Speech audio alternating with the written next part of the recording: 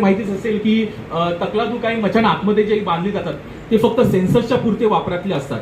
आता हा जो परिसर आहे हा थोडासा ताडोबाच्या बाहेरचा बफरचा एरिया होता आणि आम्ही बघितलं की तो मचाण आहे तर आपल्याला थोडा वेळ जाऊन तिथे बसून आपण वाट बघितली तर कदाचित पाची टायगर तिथे पाण्यावर जातो, कारण की जंगलात आपण जातो तसं आपलं प्रोटेक्शनसाठी जे पोलीस डिपार्टमेंट असतं किंवा अजून इंटेलिजन्स असतं, तो वन्य प्राण्यांमध्ये कॉलिंग हा सगळ्यात महत्त्वाचा शब्द आहे.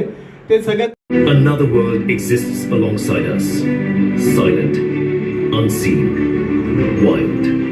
And when that world collides with ours, there are people who step in. The Wildlife Welfare Association, WWA, has 52,000 वर्षापूर्वी 60 मीटर लांबीचा 20 लाख टन वजनाचा दगड लोणारला पडला. 6 मॅगॅटॉन बॉम्बचा स्फोट व्हावा एवढी ऊर्जा निर्माण झाली. 1 minute.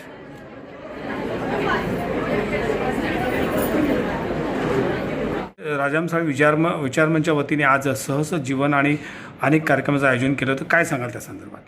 प्रथम राजाराम साळवी यांच्या वाढदिवसानिमित्त जीवेत शरदः शतम अशी प्रार्थना करतो.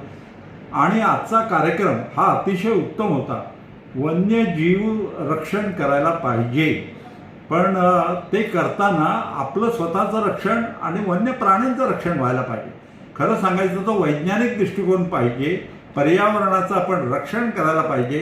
आपण जर निसर्गाला वाचवलं तरच निसर्ग आपल्याला वाचवणार आहे. केवळ माणसांचा हा निसर्ग नाही आहे, पृथ्वी माणसांसाठी नाही आहे, तर प्राणी पशु पक्षी यांच्यासाठी सुद्धा आहे, जलचरांसाठी सुद्धा आहे. तर यांचं रक्षण करण्याची जबाबदारी ज्यांनी बुद्धी मानवाला दिलेली आहे त्याच्यासाठी माणसानं माणसाची माणसासारखं वागावं आणि निसर्गाशी सुद्धा माणसासारखं वागावं, निसर्गाचं जतन करावं. आणि आजचा हा कार्यक्रम अतिशय उत्तम झाला. हा ठाणे नगरीमध्ये सगळीकडे महाराष्ट्रात असे प्रकारचे कार्यक्रम व्हायला पाहिजेत आणि एक आपल्याला प्रशिक्षण मिळायला पाहिजे. या विषयावरती अनेक पुस्तकं प्रकाशित व्हायला पाहिजेत आणि वन्यजीव रक्षण कसं करायचं, निसर्गाला कसं जपायचं, पर्यावरणाचं रक्षण कसं करायचं याचं शिक्षण पुढच्या पिढीपर्यंत आपल्याला पोहोचवायचं आहे. तरुण राजाराम साळवी गौरव विचारमंच यांनी आयोजित केलेलं होतं हे कार्यक्रम.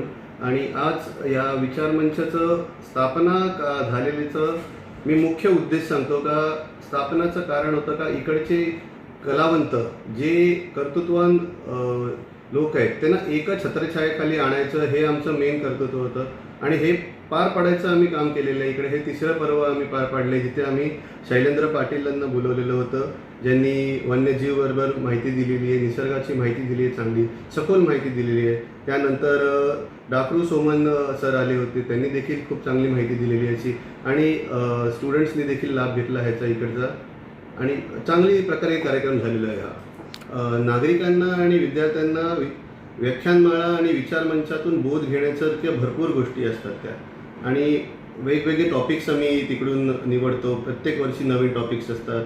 का लास्ट टाईम आदित्य दवणेंचं होतं, जसं फक्त लढ म्हणा हे विषय होतं, तसं निसर्गप्रेमींसाठी हा निसर्गाचा विषय होता यावेळी. असं नवीन नवीन इनोव्हेटिव्ह विषय आम्ही घेतच राहतो.